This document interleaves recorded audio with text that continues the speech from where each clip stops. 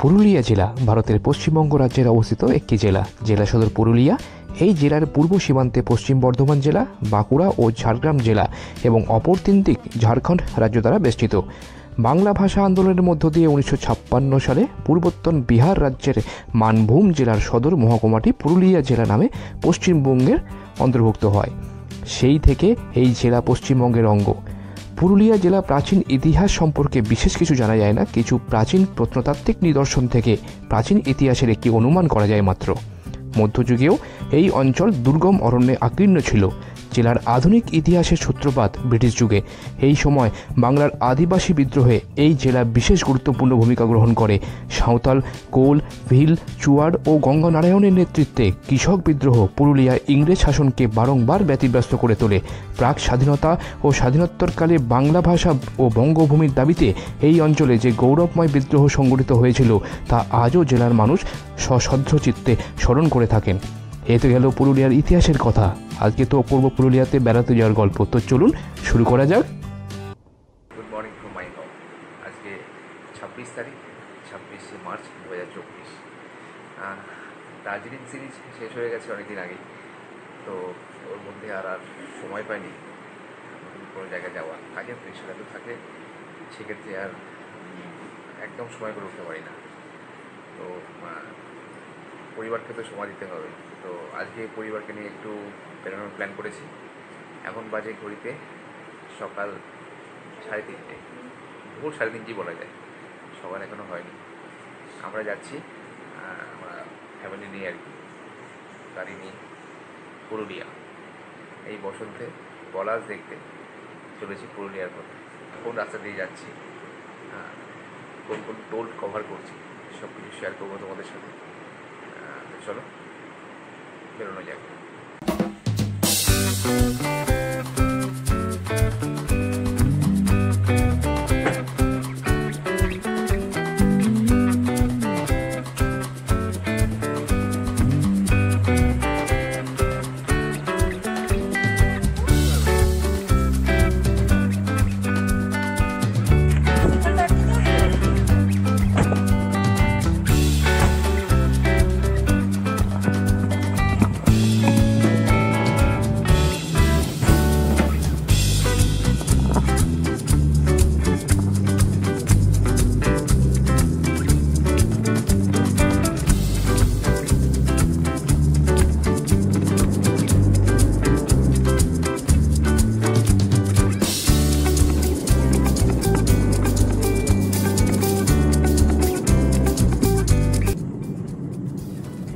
আজকের দিনে আমাদের প্রথম toll plaza Rajchandrapur toll plaza. ঘড়িতে এখন সময় 4:54। এরই মধ্যে আমরা আজকে আমাদের দ্বিতীয় টোল প্লাজা।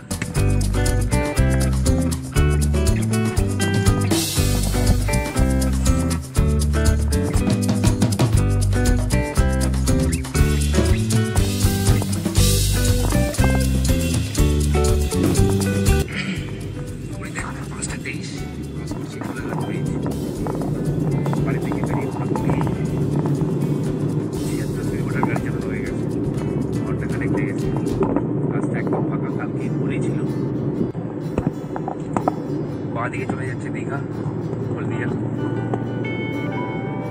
আমরা চলে যাবো সোজা খড়গপুরের দিকে, পাঁশকুড়া ক্রস করে খড়গপুর। রাস্তার কন্ডিশন দুর্দান্ত, স্পিড 60 এটা খড়গপুরের মধ্যে 5:44 ঘড়িতে। আমাদের জার্নির আজকে তৃতীয় toll plaza, Debra toll plaza.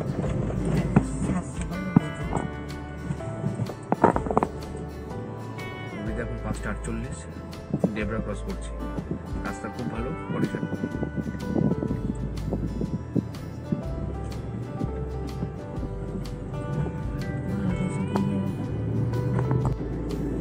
সোজা চলে যাচ্ছে বালাসোর। আমরা এদিকে হয়ে গেলাম খড়গপুরের দিকে।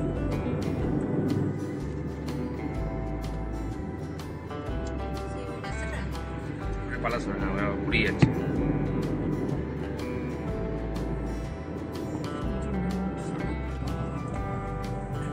আজকে আমাদের পঞ্চম টোল প্লাজা, নামটাও দেখা যাচ্ছে না, জানি না কি নাম।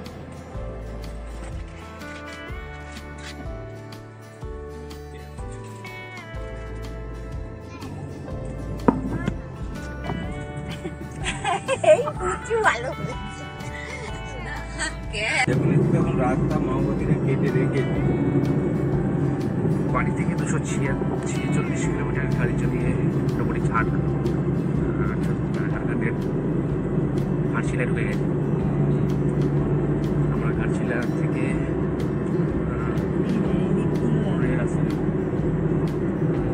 রাস্তায় কন্ডিশন খুব ভালো।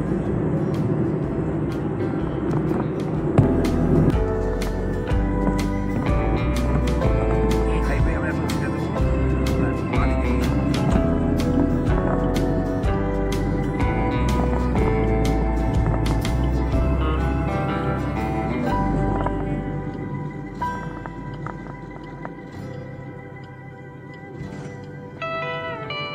ঝাড়খণ্ডেই আছে, বেঙ্গল থেকে ঝাড়খণ্ড এন্ট্রি করেছিলাম, এবার ঝাড়খণ্ড থেকে আবার বেঙ্গলে গেছি।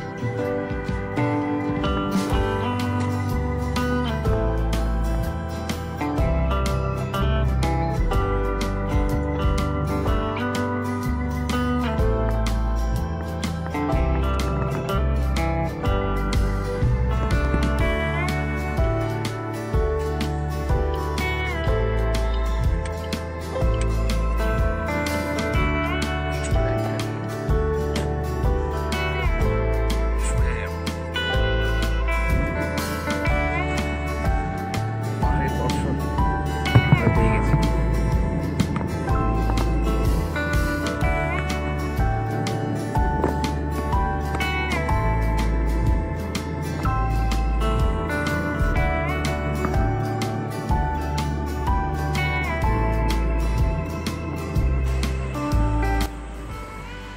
জায়গাটা খুব সুন্দর। জাস্ট একটু গাড়ি বাইরে বেরোলাম, একটু দাঁড়ালাম। মোটামুটি কলকাতা থেকে ঘাটশিলা আমরা 3 ঘন্টায় পৌঁছে গেছি। রাস্তার কন্ডিশন খুব ভালো, নো ডাউট। যারা লং ড্রাইভ করতে ভালোবাসো তাদের জন্য একদম আইডল রোড। পুরুলিয়া সাধারণত 3টে রাস্তা দিয়ে আসা যায় কলকাতা থেকে: আরামবাগ,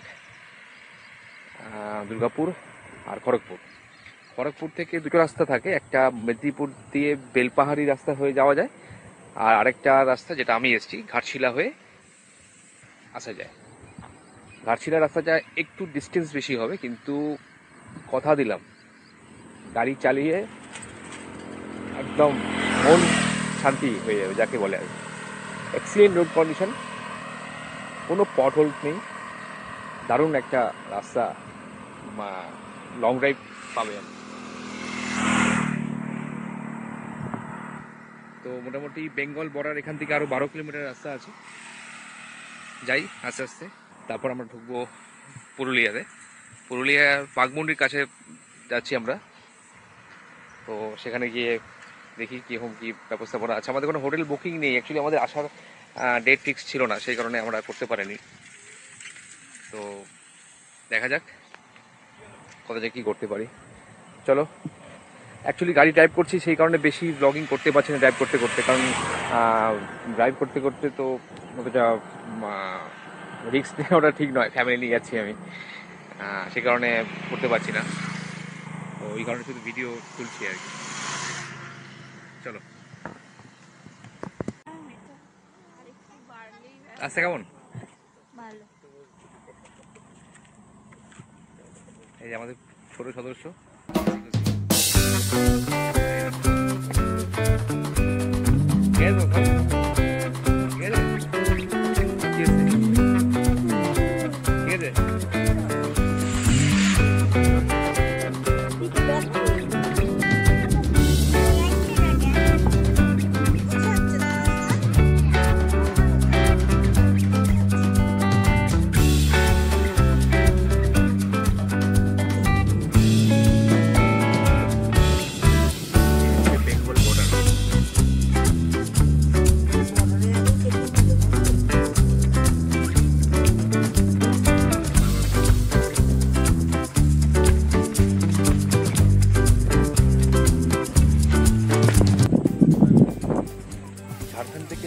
আমরা ঢুকলাম বেঙ্গলে।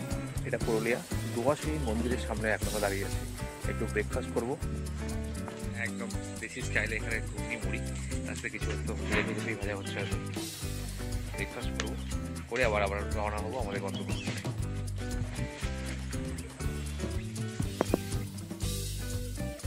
যে কারণে বসন্তকালে পুরুলিয়াতে আসা, সেই কারণটাই হচ্ছে এই পলাশ। পলাশ থেকে মন মুক্ত হয়ে গেল।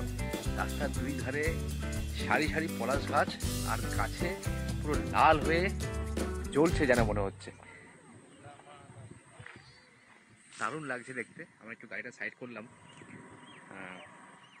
পলাশ ফুল তুলবো বলে। পুরো ছড়িয়ে আছে।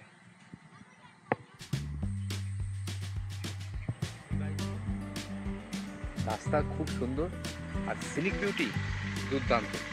এই রাস্তায় এলে সময় একটু বেশি লাগবে, কিন্তু মন মুগ্ধ হয়ে যাবে, এটুকু বলতে পারি।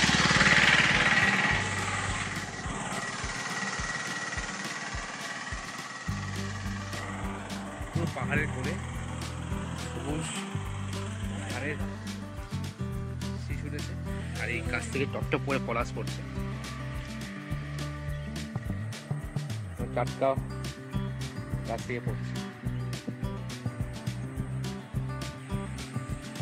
দারুণ অনুভূতি হচ্ছে।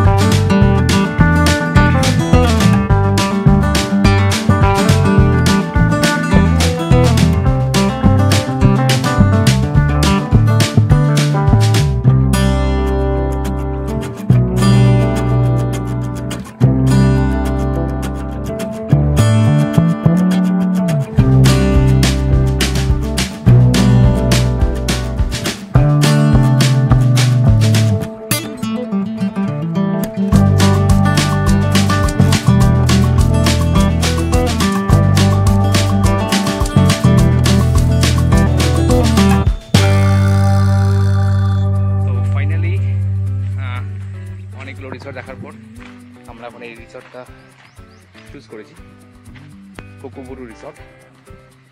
লোকেশনটা দুর্দান্ত, কারণ ব্যাকগ্রাউন্ড একবার দেখো, একদম পাহাড়ের সামনে। এর থেকে ঢুকি, খুব সুন্দর রিসর্টটা। পুরো কমপ্লিট হয়নি, আরো কিছু কিছু কাজ চলছে।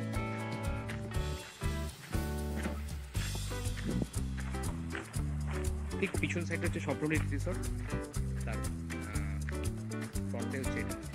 ফ্রন্ট ভিউটা পাবো বলে এই রিসর্টটা নিলাম। দারুণ লোকেশন, গাড়ি পার্ক এখানে করে দিয়েছি।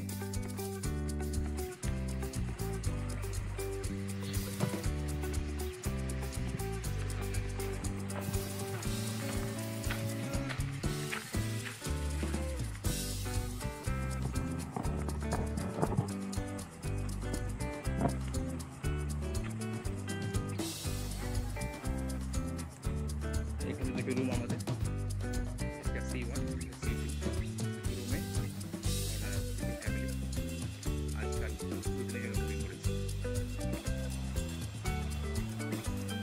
কেমন জায়গাটা কেমন?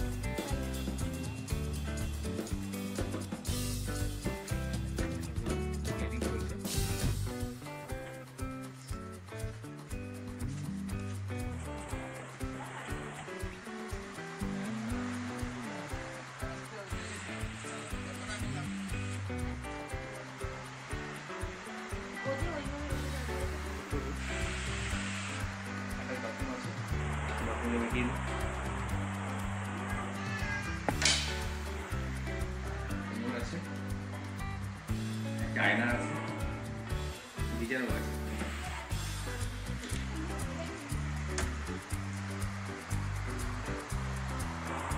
বেডরুম আছে, একটা জানলা, একদম ছোট্ট একটা সিম্পল রুম। আর এটা আমার রুম, এর এসি আছে।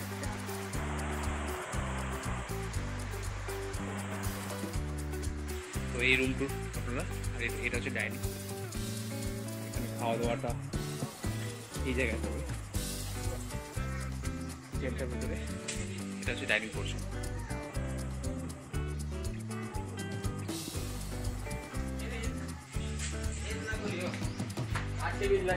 তো মোটামুটি ঠিক আছে, সিমসাম, খুব বেশি